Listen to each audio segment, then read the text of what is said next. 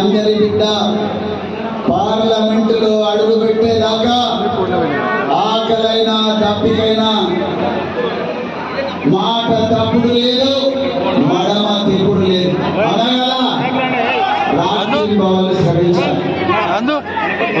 ఈరోజు కొల్లాపూర్ పట్టణంలో మాదిగల రాజకీయ ఐక్య వేదిక ఆధ్వర్యంలో మహనీయుల సంస్మరణ సభ జరుపుకుంటున్న ఈ సందర్భంలో మరి మీ అందరి బిడ్డగా నేను మీ అందరి గొంతుకగా పార్లమెంటులో అడుగు పెట్టాలని, ఢిల్లీ గడ్డ మీద గరం విప్పాలని నన్ను ఆశీర్వదించడానికి వచ్చిన మీ అందరి కూడా జై మాదిగా, జై జై.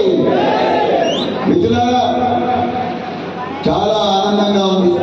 ఎన్నో కష్టాలున్నా, ఎన్నో ఇబ్బందులున్నా మరి ఇంత చక్కటి కార్యక్రమాన్ని నా కోసం, నన్ను ఆశీర్వదించడం కోసం ఆర్గనైజ్ చేసిన మరి సభాధ్యక్షులు నాగులపల్లి లక్ష్మయ్య గారు, మాదిగల రాజకీయ ఐక్య వేదిక అనే ఒక కొత్త సంస్థను మాదిగలకు అనాదిగా జరుగుతున్న అన్యాయం లాగా IAS కావాలి, నా బిడ్డలు కూడా అమెరికాలో చదువుకోవాలి, లండన్ లో చదువుకోవాలి, నా బిడ్డలు కూడా విమానాలు కొనుక్కోవాలి అనే గొప్ప కళ మీరు నిజం కళ నిజం కావాలంటే మీరు ఏ గుర్తు కొట్టాలి? రెండు చేతులు ఎత్తి చెప్పండి, రెండు చేతులు ఎత్తి చెప్పండి. లాస్ట్ లో కొంతమంది చెప్తలేదు. రెండు చేతులు ఎత్తి చెప్పండి. వేదిక మీద ఉండే వాళ్ళు కూడా దయచేసి రెండు చేతులు చెప్పండి. కారు గుర్తుకు కొట్టేయాలి. మిత్రులారా, ఒక్క నిమిషం. ధన్యవాదాలు. నేను ఏం చెప్తున్నంటే ఇది పార్టీల సమస్య కాదు. దించండి. మన బిడ్డలు ప్రపంచంలో ఏ ఖండంలోనా అగ్రగామి శక్తులుగా ఉండాలి. మన బిడ్డలంటే కేవలం మాదిగ బిడ్డలే కాదు, ప్రపంచంలో ఏ కులానికి చెందిన పేద బిడ్డ అయినా అగ్రగామి శక్తిగా ఉండాలని ఆరాధన పడుతున్నాయి. కాబట్టి ఆకలి గుర్తుకొస్తుంది. నీళ్ళు తాగిపోతున్నాను. మిత్రులారా, మరి ఈరోజు గిద్దె రామనరసయ్య గారు నిజమైన బహుజన విద్యార్థులు, నకిలీ బహుజన విద్యార్థుల గురించి నేను మాట్లాడాను. మీ మూడు మంచిగా ఉన్నది, మళ్ళీ ఖరాబ్ అవుతుంది. సో అవన్నీ మాట్లాడాను. మరి వారికి కూడా హృదయపూర్వక ధన్యవాదాలు. మరి రామనరసయ్య గారు, ఇప్పుడు మన జాతికి మిగిలిన ఏకైక ఆణిముత్యం మీరు దయచేసి మీ గలాన్ని జాగ్రత్తగా కాపాడుకోండి, ఆరోగ్యాన్ని జాగ్రత్తగా కాపాడుకోండి. మరి అచ్చంపేటకు రాండి, అదేవిధంగా గద్వాలకు రాండి, అలంపూరుకు రాండి, వనపర్తికి రాండి, గల్వకుర్తికి రాండి. ఆమంగల్లో కూడా మీ గలం విప్పి దయచేసి నన్ను పార్లమెంటుకు పంపించేదాకా పాడుతూనే ఉండాలని మరొకసారి విద్యా రామనాథ్ గారు కోరుకుంటూ, మరి రామనాథ్ గారు ఒక పాట పాడండి, పెద్దకు రాని ఒక పాట పాడండి. దాని ఎంతో చిన్న స్టోరీ ఒకటి చెప్పి నేను నా ప్రసంగాన్ని మొదలు పెడతాను. నేను 1994వ సంవత్సరం, ఇక అది లేకపోతే మన చిన్న ఉన్నప్పుడు మనకు మటన్ ఉన్న డబ్బులు ఉన్నాయా? ఆలోచించండి. మన తాత ముత్తాతలకు మటన్ ఉన్న డబ్బులు ఉన్నాయా? మరి ఆ రోజుల్లో మన తాత ముత్తాతలు చనిపోయిన ఎద్దులను కూడా తిని తమ ప్రాణాలను కాపాడుకున్న రోజులు, మట్టిని తిని ప్రాణాలను నేను చెప్తాను. మిత్రులారా, నేను రాజకీయాల్లో లేనప్పుడే ఈ అమ్మాయిని సృష్టించింది. ఈ అమ్మాయి పేరు రాణి. ఈ అమ్మాయి పేరు రాణి. తల్లిదండ్రులు ఇద్దరు రైతు కూలీలు. 12వ తరగతి అయిన తర్వాత ఇంజనీరింగ్ సీట్ వచ్చినా డబ్బులు లేక చదివించలేక పెళ్లి చూపులు చూస్తున్న క్రమంలో వీళ్ళ ఉపాధ్యాయులు, సారి అమ్మాయికి తెలివి ఉంది కానీ తల్లిదండ్రులు పెళ్లి అనే కత్తి మెడ మీద పెట్టి మంగళసూత్రాన్ని ఉరితాడుగా మార్చే ప్రయత్నం చేస్తున్నారు. రక్షించండి ఈ అమ్మాయిని అంటే, ఈ అమ్మాయిని తీసుకొచ్చి మహబూబ్నగర్ లో పిల్లల రెసిడెన్షియల్ డిగ్రీ కళాశాలలో పెడితే ఆ అమ్మాయికి 100 రోజుల డేటా సైన్స్ ప్రోగ్రామ్ ట్రైనింగ్ ఇస్తే ఈ రోజు ఈ రాణి సంవత్సరానికి 33 లక్షల రూపాయలు సంపాదిస్తుంది. ఇదే కదా సమూలమైన మార్పు అంటే. ఈ అమ్మాయి కారు కొనుక్కుని నా దగ్గరకు వచ్చింది. ఆమె కారు ఆమెనే నడుపుకుంటూ వచ్చింది. ఎన్ని రోజులని ఉపాధి హామీ కూలీలుగా పనిచేస్తాను, ఎన్ని రోజులని కోళ్ళ పిల్లలలాగా, కోడి పిల్లల్లాగా పనికి పోవాలి, ఎన్ని రోజులని ఆ కుట్టాల్లో బతకాలి. ఈ అమ్మాయిని చూడండి, దర్శనాల సుష్మ, ఒక పేద బిడ్డ, ఇద్దరు తల్లిదండ్రులు. ఈ అమ్మాయి 3వ తరగతి చదివేటప్పుడే చచ్చిపోతారు ఇద్దరు తల్లిదండ్రులు.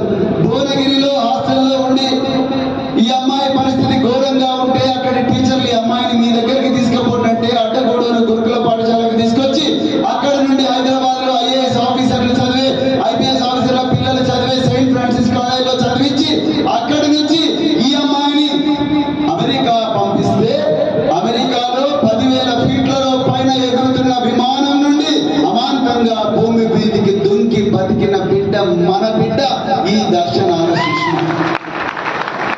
ఈ రోజు ఈ అమ్మాయి అమెరికాలో నెలకు 4 లక్షల రూపాయలు సంపాదిస్తుంది.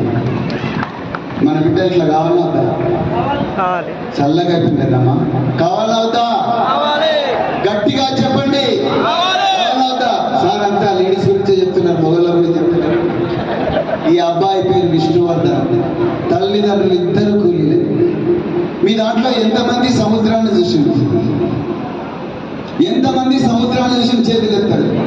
ఎంతమంది సముద్రాన్ని చూడలేదో చేతులు ఎత్తాడు? పక్కన వాగు కూడా చూసే పరిస్థితి ఉండదు, కృష్ణా నదిలో లాంచ్ కూడా ఎక్కే పరిస్థితి ఉండవు, పైసలు ఉండవు. కానీ ఈ బిడ్డ పేరు విష్ణువర్ధన్, ఒక నౌకను నడుపుతున్నాడు ఈ పిల్లగాడు. ఇతను మన బిడ్డ తల్లి, ఇతని తల్లిదండ్రులు ఇద్దరు కూలీలు, మా దగ్గర చదివి ఈ రోజు మర్చెంట్ నేవీలో నౌకలకు నడిపే కెప్టెన్ గా పనిచేస్తున్నాడు. సంవత్సరానికి 2.5 లక్షల నుంచి 4 లక్షల రూపాయల జీతం వస్తుంది. ఎప్పుడు సముద్రాల్లోనే ఉంటాడు. సంవత్సరంలో 6 నెలలు ఉంటే 6 నెలలు సముద్రంలోనే ఉండి నౌకలను నడిపించే బిడ్డ మన బిడ్డ. అర్థమైందా? మరి బీజేపీని ఆలింగనం చేసుకుంటున్నాడు మన వర్గాల్లో ఉన్న ఒక నాయకుడు. నరేంద్ర మోడీని గొర్రె గొంతు కోసిన ఏ విధంగా అయితే నమ్ముతుందో ఆ నరేంద్ర మోడీ గారిని మన వర్గాలను అంతో కొంత చైతన్యవంతం చేసిన ఒక మహానాయకుడు ఈ రోజు నరేంద్ర మోడీ గారిని ఆలింగనం చేసుకుంటున్నాడు. అదే నరేంద్ర మోడీ పెంచి పోషించిన బీజేపీ ఆర్ఎస్ఎస్ లో మాదిగ మేధావైన పసనలు రవీందర్ ఘోరంగా దాడి చేసింది. ఈ రోజు మాదిగలందరూ ఒక్కసారిగా ఆలోచించుకోవాలి. మరి ముఖ్యంగా నాగర్ కర్నూలులో, కొల్లాపూర్లో, గద్వాలలో, అలంపూర్లో, వనపర్తిలో, అదే విధంగా అచ్చంపేటలో, మరి కల్వకుర్తిలో మీరందరూ కూడా ఆలోచించాలి. ఇది మన అస్తిత్వ. 1 2 3 4 5 6 ఎంతమంది విమానాలు ఎక్కాలనుకుంటున్నారు? ఎంతమంది మీ బిడ్డలు విమానాలు నడపాలని అనుకుంటున్నారు? పైలట్లు ఎంతమంది కావాలని అనుకుంటున్నారు? మీ విమానాలు నడిపి నా బిడ్డ కూడా విమానం నడిపితే బాగుంటుండే అని అనుకున్నారు. ఎంతమంది అనుకుంటున్నారు? ఎంతమంది? ఈ అమ్మాయి చూడండి, రాణి లాంటి స్టోరీ. ఈ అమ్మాయి తండ్రి ప్లంబరు, తల్లి కూలి. చిన్నతనంలోనే పెళ్లిళ్ళు చేసే ప్రమాదం ఉంటే ఈ అమ్మాయిని పట్టుకొచ్చి మరి మేము ఈ అమ్మాయిని రక్షించి హైదరాబాద్ లో, బేగంపేటలో తెలంగాణ ఏవియేషన్ అకాడమీలో ట్రైనింగ్ ఇస్తే ఈ రోజు విమానాలు నడిపే పైలట్ అయింది. ఈ అమ్మాయి పేరు శ్రావ్య. ఇప్పటి వరకు ఒంటరిగా 72 గంటలు విమానం నడిపింది. 72 గంటలు ఒంటరిగా, ఎవరి సహాయం లేకుండా ఆకాశంలో విమానం ఒక అమ్మాయి నడిపింది. మనం ఈ పరిస్థితి తీసుకురాకపోతే ఈ రోజు 2 పిల్లల తల్లే ఉండేది అమ్మాయి. ఒక్కసారి ఆలోచించండి. నేను ఎందుకు చెప్తున్నా అంటే ఇవన్నీ మిత్రులారా, రాజకీయాల్లో వాణ్ణి తిట్టడం వీణ్ణి తిట్టడం కాదు చేయాల్సింది. మన కేసీఆర్ గారు ఏం చెప్పిండ్రు? నాగర్ కర్నూలు ప్రాంతాన్ని ప్రపంచ పటంలో పెట్టగల సత్తా ఉన్న వ్యక్తి డాక్టర్ ప్రవీణ్ కుమార్. అది అమెరికా కావచ్చు, లండన్ కావచ్చు, ఆస్ట్రేలియా కావచ్చు, ఆఫ్రికా కావచ్చు, మధ్య ఆసియా కావచ్చు, రష్యా కావచ్చు, యూరప్ కావచ్చు, ఎక్కడైనా కూడా మీ బిడ్డలను మీకు ఏమాత్రం శ్రమ లేకుండా మీ బిడ్డలను ఎక్కడైనా పెట్టగలిగే సత్తా ఉన్న వ్యక్తి ఈయన. కోసం మీరు ప్రతి రోజు కూడా ఈ రోజు నుంచి త్యాగం చేసి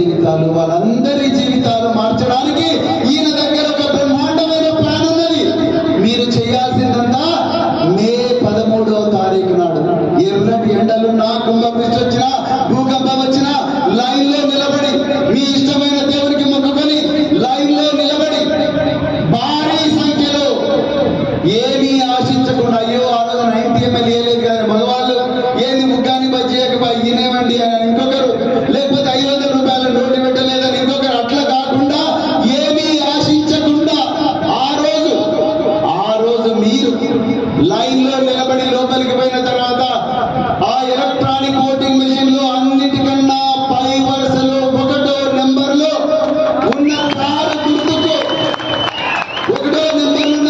గుర్తుకు ఓటేస్తే మీకోసం నేను కంటున్న కలలన్నీ నిజమవుతాయి. మీరు కలలు కంటున్నా కనకపోయినా, ఎందుకంటే కలలు కనడానికి కూడా ధైర్యం ఇవ్వలేని సమాజం మనకు. నేను మళ్ళీ చెప్తున్నా, కలలు కనడానికి కూడా ధైర్యం ఇవ్వలేదు ఈ సమాజం మనకు. అమ్మో సారు నేను ఇంగ్లీష్ మాట్లాడ నాకు వద్దు సార్, నాకు ఈ గుడిసెనే బాగుంది సార్, ఈ కొట్టమే బాగుంది సార్, ఉపాధి హామీ పనే బాగుంది సార్, మా బిడ్డ 12వ తరగతి సార్ పెళ్లి చేస్తాను, ఇంకా ఆమె బతుకుతుంది, నాకు ఈ మేస్త్రి పనే బాగుంది సార్, నేను పట్టణ ప్రాంతంలో ఏదో చేసుకుంటా సార్. మా ఇద్దరు పిల్లల రిజర్వేషన్ కూడా తీసేసి మీ అందరి కోసం రాజకీయ రంగంలోకి వచ్చిన మీరు నన్ను గెలిపించిన తర్వాత ఒక్క నిమిషం కూడా వృధా చేయను. నిరంతరం మీ బిడ్డగా, మీ ప్రతినిధిగా, మీ గొంతుకగా ఈ నాగర్ కర్నూలు, కొల్లాపూర్, అచ్చంపేట, కల్వకుర్తి, వనపర్తి, గద్వాల, మరి అలంపూరు ఈ ప్రాంతాల ప్రతినిధిగా, కొల్లాపూర్ ఈ ప్రాంతాల ప్రతినిధిగా నేను నిరంతరం ఢిల్లీలో ఉండి మీకోసం వేల కోట్ల రూపాయలు తీసుకొచ్చే ప్రతి అవకాశాన్ని కూడా వాడుకొని మీ అందరి జీవితాలు బాగు చేస్తారని మళ్ళీ చెప్తున్నా. మీరు రేకుల షెడ్లను ఉంటే మొట్టమొదట కన్నీరు గార్చేవాడిని నేనే. మీరు 2 పూటలు తింటే గుండె నొప్పి వచ్చేది నాకే. మీ బిడ్డలు మళ్ళీ మీ కళ్ళ ముందరనే చదువుకొని ఆటలాడుకునే వయసులో మంగళసూత్రాలు కట్టుకొని పిల్లలను పెంచే, పిల్లలను కనే పరిస్థితి వస్తే నిజంగా ఏడుపు వచ్చేది నాకే. దయచేసి ఆలోచించండి. మన కూలీ బిడ్డలు మళ్ళీ కూలీలు కాకూడదు, కూలీ బిడ్డలు కూలీలు కాకూడదు, ఆశా వర్కర్ల బిడ్డలు మళ్ళీ ఆశా వర్కర్లు కాకూడదు. కన్నీళ్ళు చూడలేను. నాకు ఎందుకు, నేను నాగరికర్ణలో కూడా చెప్పిన, నేను IAS IPS ఆఫీసర్ల క్వార్టర్లలో పొద్దునే వాకింగ్ పోయేవాడిని. నాతో పాటు ఇంకొక కలెక్టర్ IAS ఆఫీసర్ వచ్చేవాడు. మేమిద్దరం కూడా పార్క్లో వాకింగ్ చేస్తుంటే ఉదయం 4 గంటలకే నిద్ర లేచి రాత్రే వండుకున్న అన్నాన్ని సర్దిగా కట్టుకొని ఒక రేడియం జాకెట్ వేసుకొని భయంగా ఆటోలో దొరకకపోతే బస్సులో ఎక్కి ఆ రేడియం జాకెట్ వేసుకుంటే మొత్తం శరీరం అంతా కూడా వేడి కుడుతుంది.